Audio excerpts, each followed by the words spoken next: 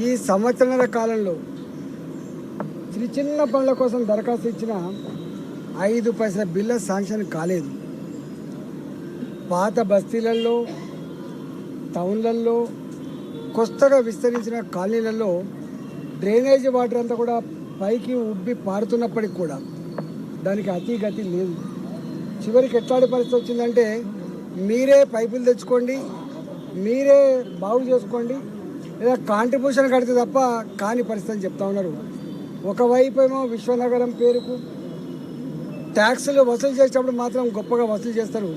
కానీ మురికి నీరును ట్రీట్మెంట్ చేసే విషయంలో కానీ, మురికి నీళ్లను రోడ్ల మీద పారకుండా ఉండే విషయంలో కానీ ఈ ప్రభుత్వం సంపూర్ణంగా విఫలమైపోయింది. మేము చెప్పినాం, వర్షాకాలం వస్తూ ఉంది, జిహెచ్ఎంసీ మీరు కోఆర్డినేట్ చేసుకొని మురికి కాలువలలో, పైపు లైన్లలో పేరుకపోయినటువంటి మట్టినంతా తీయండి. ఎక్కడెక్కడైతే 5 సెంటీమీటర్లకు 8 సెంటీమీటర్ల వర్షానికే మొత్తం మునిగిపోతున్నాయో ఈ మునిగిపోకుండా ప్రికాషన్ మీరు తీసుకోండి. ఇంత టెక్నాలజీ వచ్చింది, అవసరమైతే మిషన్లు ప్రకృతి చేసుకోండి, మ్యాన్ పవర్ ప్రకృతి చేసుకోండి, ఇవాళ ఇండ్లు మునగకుండా చూసుకోండి అని చెప్పి వారికి చెప్పడం జరిగింది.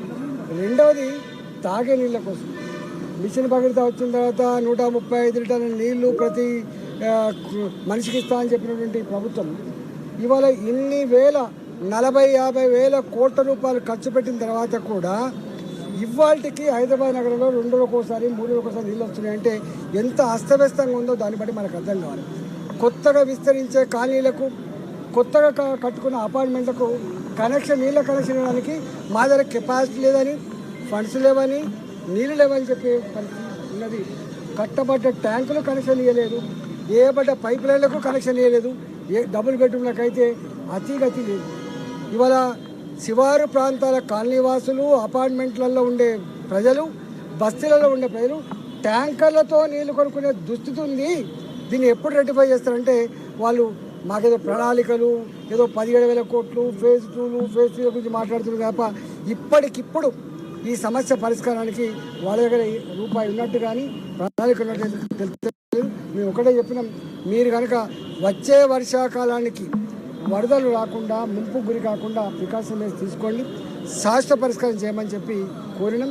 ఒకవేళ కనుక ఈ ప్రభుత్వం స్పందించకపోతే, ఎందుకంటే ఈ శాఖ ముఖ్యమంత్రి చేతిలో ఉంది కాబట్టి ముఖ్యమంత్రి గారు తీర్చలేదు, వారు రాజకీయాలు తప్ప, రాజకీయ పరమైనటువంటి అంశాలు తప్ప ప్రజల పరమైనటువంటి మురికి నీళ్ళ సమస్య కావచ్చు, తాగునీళ్ళ సమస్య కావచ్చు, సిమెంట్ రోడ్ల సమస్య కావచ్చు, ఇవాళ లైట్ల సమస్య కావచ్చు, అవన్నీ చర్చించేటువంటి తీరిక వారికి లేదు. నేను ఒకటే చెప్తా ఉన్నాం, ఇప్పటికైనా సంవత్సరాలు గడుతూ ఉంది ప్రభుత్వం వచ్చి, ఇప్పటికైనా ప్రజలు బాధపడుతున్న సమస్యలు ఐడెంటిఫై చేయండి, పరిష్కరించే ప్రయత్నం చేయమని చెప్పారు. Sir, political comment PCC Mahesh Kumar గారు మీరు ఒక అలిగేషన్ చేశారు, దానికి సంబంధించి మీరు వాళ్ళకు